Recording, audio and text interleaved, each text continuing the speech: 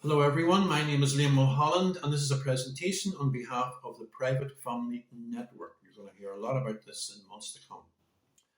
A little bit about myself. In 1974, I graduated from the University of Ulster with a first class honours degree in biology. The next year, I attended Queen's University in Belfast and obtained a diploma in education because I wanted to become a teacher, specifically a science teacher, specifically a biology teacher. I joined a leading grammar school in Northern Ireland where I became the head of biology the next year. In 1982, I graduated from the University of Ulster with a master's degree in contemporary biology and biochemistry. This was a part-time course I did while I was still teaching. I've been teaching all my life. I'm a member of many biological forums. I get periodicals and journals all the time. In the days of the internet, you don't really need to have many of these about because it's all internet based now.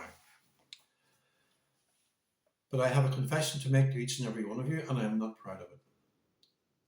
I am a recovering drug addict. Such was my addiction that it consumed my life. My drug of choice, it determined where I went and what I did during the day. Like the alcoholic who started off something light and progressed to something heavier, yeah. My addiction, my road to addiction started off something similar.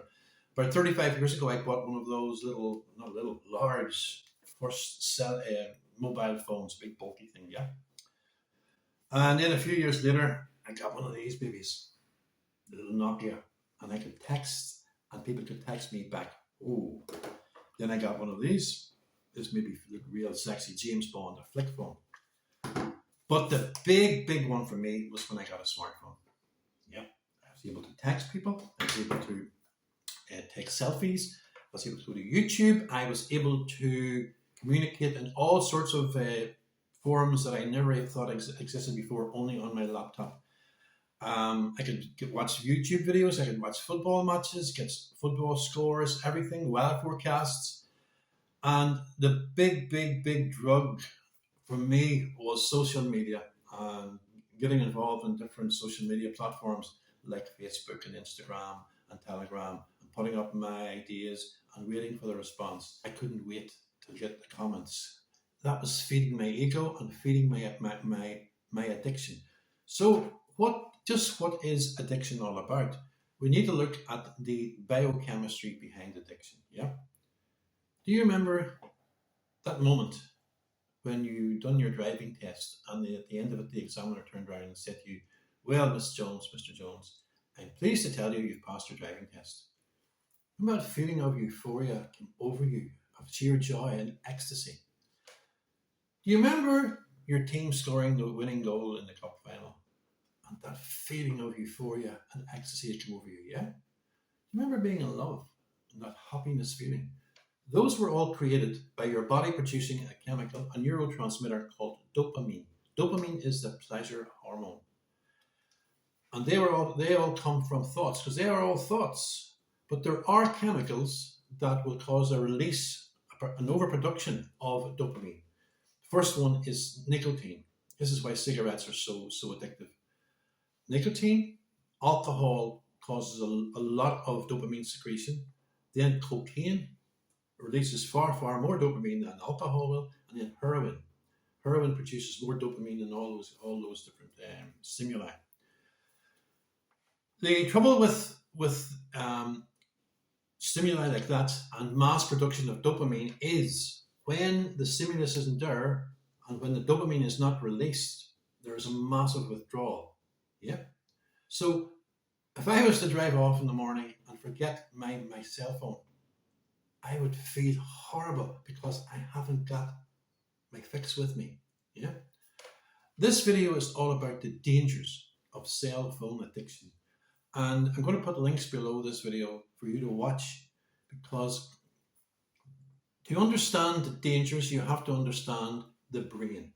And there is a part of your brain, that big cabbage looking or cauliflower looking part at the front of your brain. Your brain's in three parts: the hind, the mid, and the cerebral cortex, the big curly whirly bit. I'm keeping this simple in layman terms for you.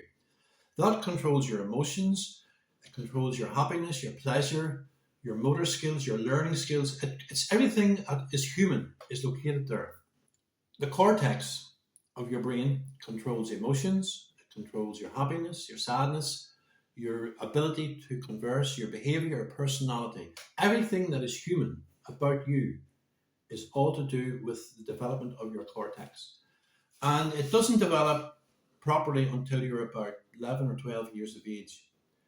Um, During those years, up until you're about 12, that is the phase in your life, in a child's life, when external stimuli determine what sort of person that child is going to be in adult teenage life. And the sad thing is that an overproduction of dopamine and a constant supply of dopamine to the cortex, to that frontal lobe, to that cauliflower shaped part of your brain that controls all your emotions and personality, that can get totally, totally wasted because you're not learning the skills that you should be. I remember about 4 years ago, my son came home from America. He'd been away for 2 years, and I immediately took him down to his sister's house to see his little nephew. And went into the house, and he surprised the little nephew, and his mother said, Peter, Peter, your favourite uncle's here. And Peter was on his phone, and he was going, what? And I said, that's terrible.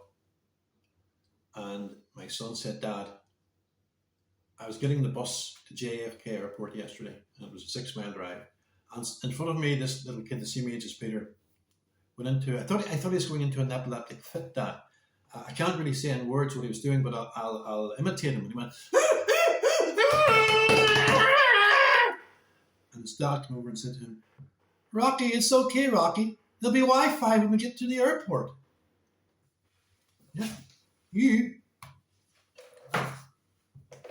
You deprive your child of that there for 10 minutes to see the reaction. If their reaction is a little bit like Rocky's, you have a problem. If you deprive yourself of that for 2 or 3 hours and you have a similar reaction, maybe not as bad as Rocky's, you have a problem. Yeah, I want you to think about that. But there is a cure. The cure is found in the private family network. Remember, we are primates. We should be out playing football, running around, chasing, doing things. Look at the apes in the jungle, the way they socially interact with each other. I mean, 50 years ago, if you look out the window, you would see kids out playing football, playing hula hoop, playing hopscotch, out on the bicycles. You don't see that anymore today. Those kids who are deprived of that are learning absolutely zero skills, personality skills, things like that. And when I was introduced to the private family network, I was introduced to a way in which we can solve that massive problem. This is a problem that's gonna have detrimental effect on children. It had a detrimental effect on me, and I'm an adult. And every adult I know, you go into a restaurant or a pub or anywhere, you see nothing but people. People, instead of chatting and socializing, they're on their phones. They're addicted. So, to me, the cell phone addiction is the latest digital heroin. The latest legal. It's legal.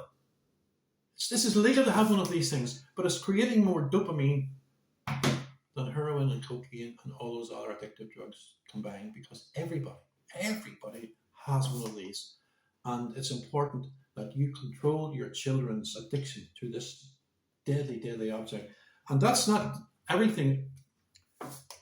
Do you realize that pornography and the dangers of a child having one of these weapons in their hand? They can access all sorts of pornographic sites and online predators. It is disgusting and very scary. So the private family network was established to help you as a parent gain control of your child before it's too late. Thank you.